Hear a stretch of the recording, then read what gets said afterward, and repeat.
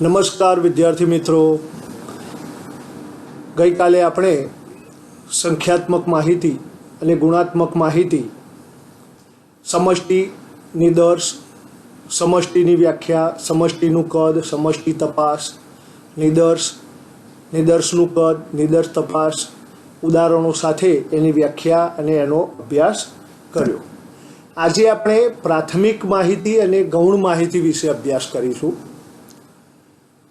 જે માહિતી એકત્રિત કરવામાં આવે છે તે પ્રાથમિક માહિતી છે, એટલે કે પ્રથમ વખત એકત્રિત કરવામાં આવતી માહિતી એને પ્રાથમિક માહિતી કહેવાય. સામાન્ય રીતે આપણે કહીશું તો પ્રથમ વખત જ કોઈ પણ હેતુને અનુરૂપ માહિતી એકત્ર કરવાનો પ્રથમ પ્રયત્ન થાય તેને પ્રાથમિક માહિતી કહી શકાય. બરાબર. ભોજન નવેસરથી જો શરૂઆતમાં જ્યારે બનાવાતું હોય તો એ પ્રાથમિક કહેવાય, અને બનાવ્યા પછી અન્ય કોઈ વ્યક્તિમાં એનો જો પ્રયોજન કરીએ, ઉપયોગ કરાવીએ તો એ ગૌણ માહિતી બની જાય. એક આ ઉદાહરણ દ્વારા આપણે સમજી શકીએ. તો પ્રાથમિક માહિતી અને ગૌણ માહિતી આપણે તફાવત દ્વારા બંને માહિતીનો અભ્યાસ કરીશું. તો પ્રાથમિક માહિતી કોને કહેવાય, ગૌણ માહિતી કોને કહેવાય? તો પહેલાં અર્થની વાત કરીએ. કોઈ પણ અધિકૃત સંસ્થા અથવા સંશોધક દ્વારા સૌ પ્રથમ વખત મેળવેલી માહિતીને પ્રાથમિક માહિતી કહે છે. કોઈ અધિકૃત સંસ્થા કે જે સંશોધનનું કાર્ય કરતી હોય અથવા તો કોઈ સંશોધક દ્વારા સૌ પ્રથમ વખત મેળવેલી જે માહિતી હોય એને પ્રાથમિક માહિતી કહે છે. જ્યારે કોઈ સંશોધક કે સંસ્થા અન્ય સંસ્થા કે સંશોધક દ્વારા એકત્રિત કરેલી માહિતીનો ઉપયોગ કરે તો તેને ગૌણ માહિતી કહે છે.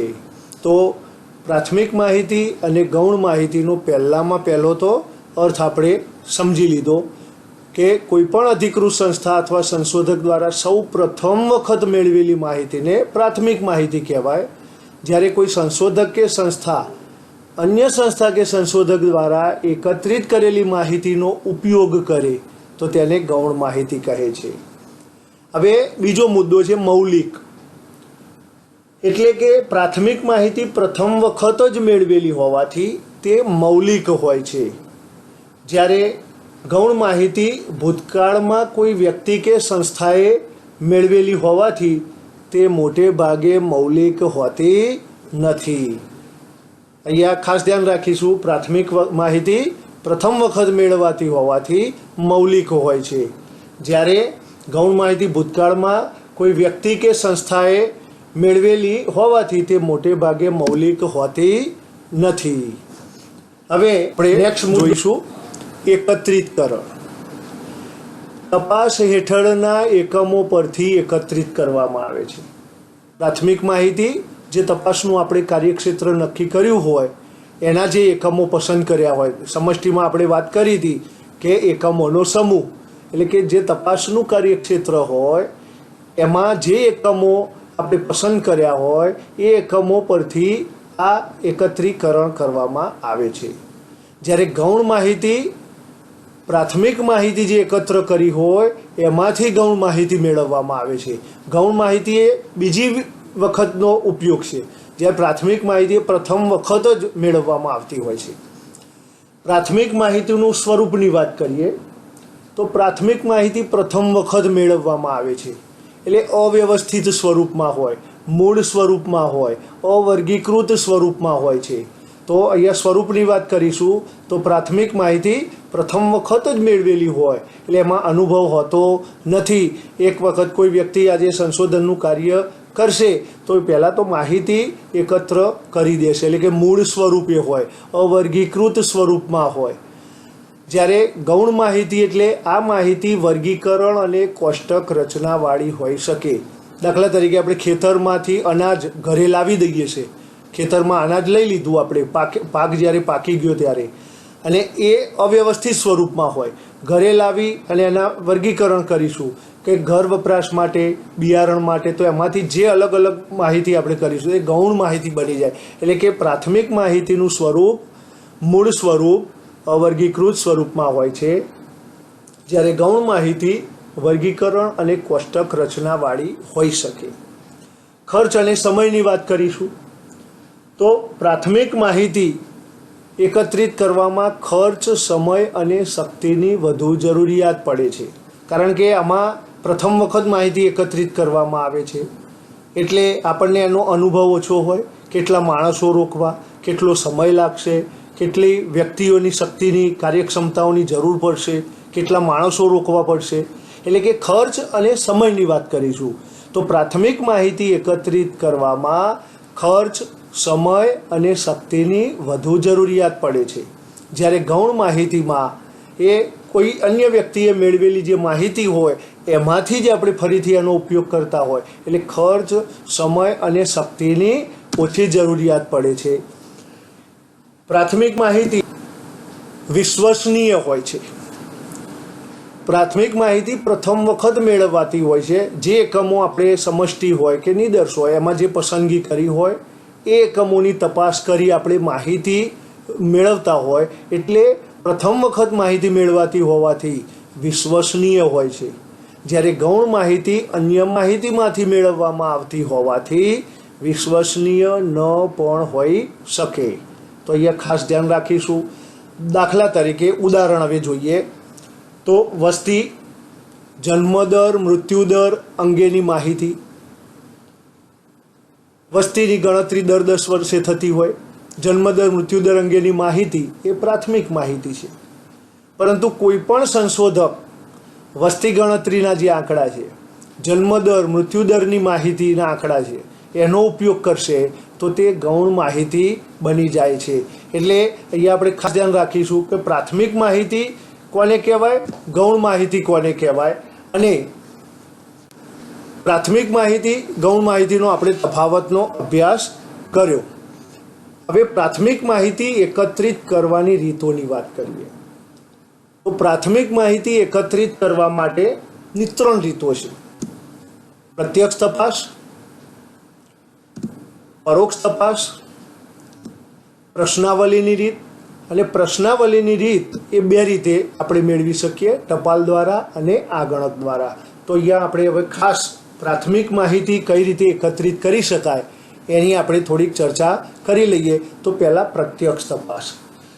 પ્રત્યક્ષ તપાસ દ્વારા પ્રાથમિક માહિતી મેળવવાની રીતમાં સંશોધક જાતે અથવા તેણે નિમેલા આગણક, અહીંયા આગણક એટલે તપાસ માટે જનાર વ્યક્તિ જેની આપણે નિમણૂક કરી હોય તેને આગણક તરીકે ઓળખવામાં આવે છે.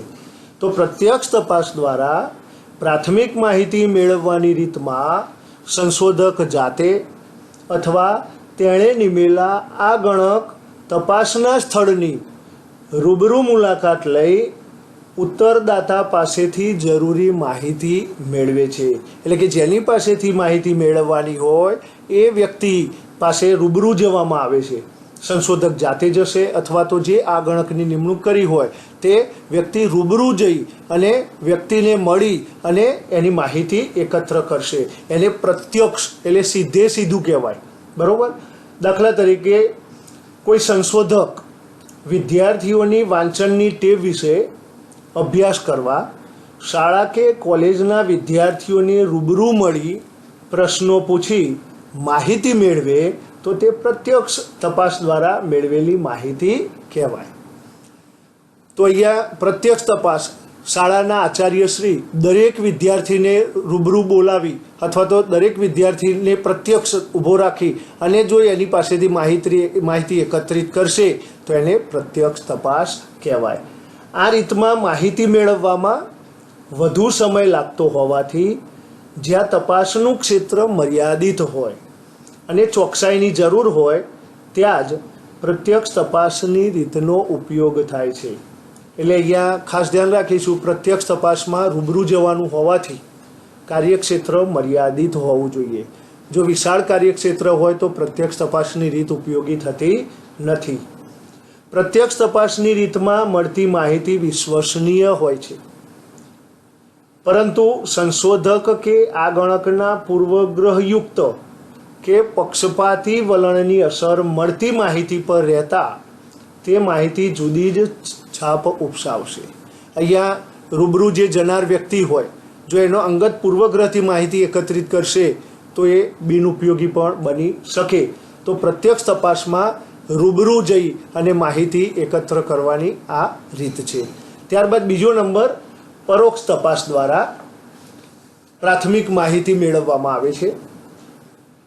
જ્યારે તપાસ માટેનું કાર્યક્ષેત્ર ખૂબ જ વિશાળ હોય અને ઉત્તરદાતાઓની રૂબરૂ મુલાકાત લેવા જેટલો સમય ન હોય, તપાસ હેઠળનો ખર્ચ ખૂબ જ હોય. કારણ કે જો તપાસનું કાર્યક્ષેત્ર વિશાળ હોય તો માહિતી એકઠી કરવા જનાર વ્યક્તિઓની નિમણૂક વધારે કરવી પડશે, સમય, ખર્ચ, નાણાંની વધુ વપરાશ થશે.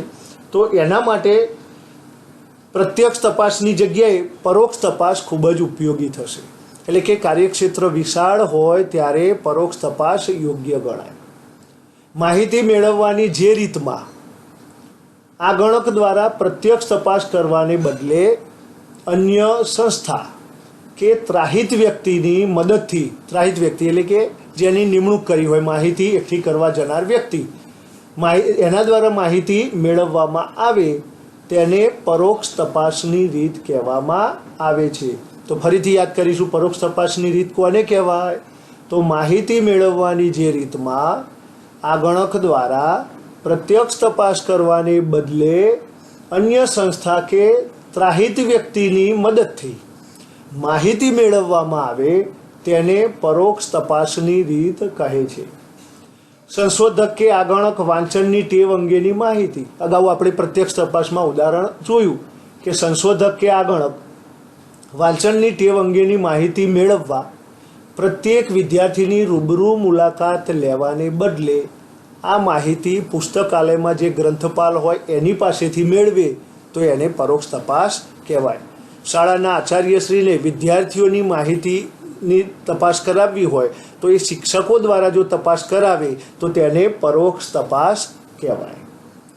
પરોક્ષ તપાસની રીત વ્યવહારમાં ઘણી પ્રચલિત છે, પરંતુ આ રીત દ્વારા મળતી માહિતીની વિશ્વસનીયતાનો આધાર તપાસ કરનાર વ્યક્તિની પ્રામાણિકતા, કાબેલિયત અને અનુભવ છે. હવે નેક્સ્ટ મુદ્દો, પ્રશ્નાવલીની રીત. પ્રશ્નાવલીની રીતમાં અભ્યાસ સંબંધી હેતુને અનુરૂપ પ્રત્યક્ષ તપાસ અને પરોક્ષ તપાસ કરતાં એક આધુનિક રીત કહેવાય પ્રશ્નાવલીની રીત, જેમાં જે કાર્યક્ષેત્ર આપણે નક્કી કર્યું હોય એ કાર્યક્ષેત્રમાં કયા હેતુ માટે માહિતી એકઠી કરવાની છે તો એ હેતુને અનુરૂપ એક પ્રશ્નાવલીનું ફોર્મેટ બનાવવામાં આવશે.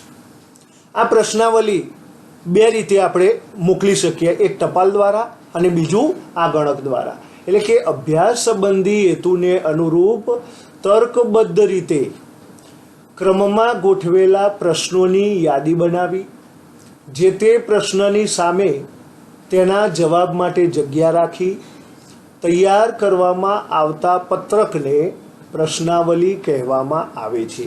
તો પ્રશ્નાવલીની વ્યાખ્યા અહીંયા થશે, અભ્યાસ સંબંધી હેતુને અનુરૂપ તર્કબદ્ધ રીતે ક્રમમાં ગોઠવેલા પ્રશ્નોની યાદી બનાવવી જે તે પ્રશ્નની સામે તેના જવાબ માટે જગ્યા રાખી તૈયાર કરવામાં આવતા પત્રકને પ્રશ્નાવલી કહેવામાં આવે છે.